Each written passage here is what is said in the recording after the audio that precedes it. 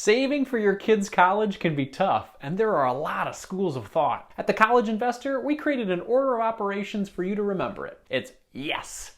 Yes, it's that simple. But we're actually talking about YES.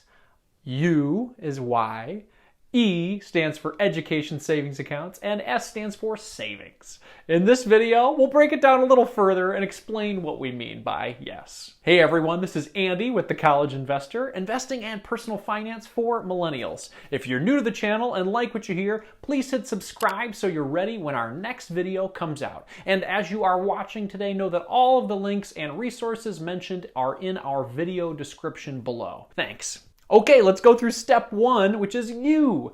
Saving for your kids' college starts with you, and that's the parent. You have to get your own financial life in order before you can help your kids. When you fly a plane, the flight attendants make a huge point about making sure you put on your own oxygen mask first in an emergency. The reason for that? Well, you simply can't help others if you're passed out. The same is true with your finances. You can't get a loan for retirement, but you can get a loan for school. Before you can save for your children's education, you need to take care of your expenses first. You need to pay off your debt. You need to achieve your short-term goals, such as buying a house, and make sure that you're free of student loans. There's no reason to save for someone else's education if you haven't paid off your own education yet. Then you want to ask, are you set for retirement? If you're a parent and you're not set for retirement, go read the comments on our article about Parent Plus loans and see all of the parents that got themselves into trouble before retirement and now have no money because they borrowed to pay for their children's education. So the bottom line is, before you can save for your kids' college, you need to take care of yourself.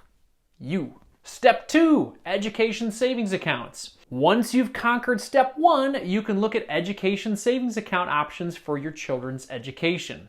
These are specialized accounts that provide some benefit to help you save for college. The three main ways that people save for college are 529 plans, UGMA or UTMA accounts, and Roth IRA. Here are the pros and cons to consider about these ways to save. Let's start with the 529 plan. A 529 plan is the premier vehicle to save for your children's college education. It's an account that was specifically designed for college savings, and as a result, it has a lot of benefits. Specifically, the money in the account grows tax-free, and it can be withdrawn tax-free when used for qualified education expenses. Plus, in a good amount of states, all contributions to a 529 plan are tax deductible. Let's review the pros of the 529 plan. Withdrawals spent on qualified higher education expenses are tax-free. You can use up to $10,000 per year tax-free for K through 12 tuition as well, and you can use up to $10,000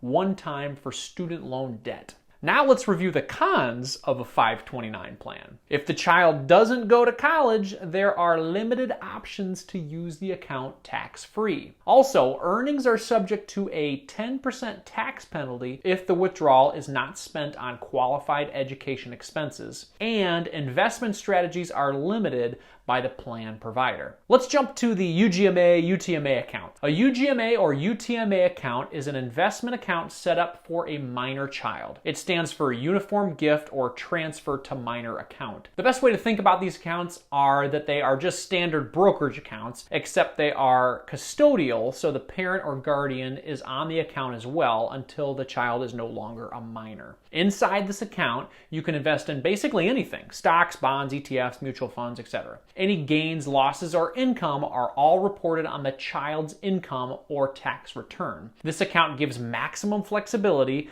but there are no tax benefits here. Here are the pros of a UTMA or UGMA account. Investment flexibility. You can invest in anything, as we mentioned. Also, money can be spent on anything as well. There are no requirements to use it for any purpose. And there is no limit to how much money can be in the account. And let's talk about the cons. Earnings and gains are taxed to the child and subject to the kiddie tax. And custodial accounts are counted as student asset on the FAFSA, which means they can reduce financial aid awards by a significant amount. Let's talk about our last education savings account to consider, which is Roth IRA. Over the last few years, there's been a small choir of people who've been advocating for the use of a Roth IRA to save for college. Now, it's possible, and there are some benefits to using a Roth IRA to pay for college, and there are two possible approaches here. You can open a Roth IRA for a child who also must have earned the income to be able to actually have this account, which is a tough bar to clear in the early years. Or you could use the parents' Roth IRA. Since we're talking about college savings, we're going to assume it's the first approach. We really dislike the second approach, going back to step one, which is a U, because you don't want to take money out of your retirement account to pay for your child's college. You got to take care of yourself. The only rare exception would be if you have a multi-million-dollar Roth IRA, and then it doesn't matter. But you probably aren't watching this video if you have that situation. So assuming you have a child with a Roth IRA and they have some money in it, here are the pros and cons of that. Pros: contributions can be withdrawn at any time for any reason. That's contributions. The early withdrawal 10% penalty is waived if the money is spent on higher education expenses. Also, the value of a retirement account is not counted as an asset on the FAFSA. And there's a wide range of investment options.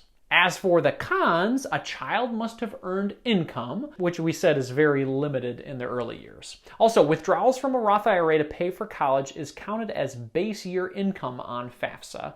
So it may not impact financial aid in year one, but it will in the subsequent years. Let's move on to our final step of yes, which is savings. Finally, after you start funding an education savings account, you should just focus on savings in general. By this, we mean you should dedicate a specific amount each year to the education savings account and then save in a general account for yourself beyond that. For example, maybe you want to contribute $5,000 per year to your child's education savings account. After that, just put the rest in savings. The reason behind this? Well, by the time your child goes to college, you'll have a nice nest egg in the education savings account, and you'll also have a nice amount in your own savings to pay for things beyond education. If you plan on helping your student, like most parents do, you have to remember that there are more costs than just education. Education savings accounts, like a 529 plan, they're great, but the withdrawals are limited to education expenses if you want the tax benefits. But what about like travel costs for your student, or buying a car, or helping with rent, or paying for a cell phone? All of the expenses can't really come from the education savings account, unfortunately. That's why it makes a lot of sense to keep a nice bit of savings aside for your child's other expenses that can't be covered by education savings accounts. So there you have it, everybody. That's the order of operations for saving for your child's college education expenses. And that is yes, you have to take care of yourself first. E, education savings account. You need an appropriate education savings account. And then S, savings. Make sure you save a little beyond the education savings account for other expenses. It's possible, it's not always easy, and it does take time, but you can do it. Thanks for hanging out today, everyone. This is Andy from The College Investor, and we'll see you in the next video.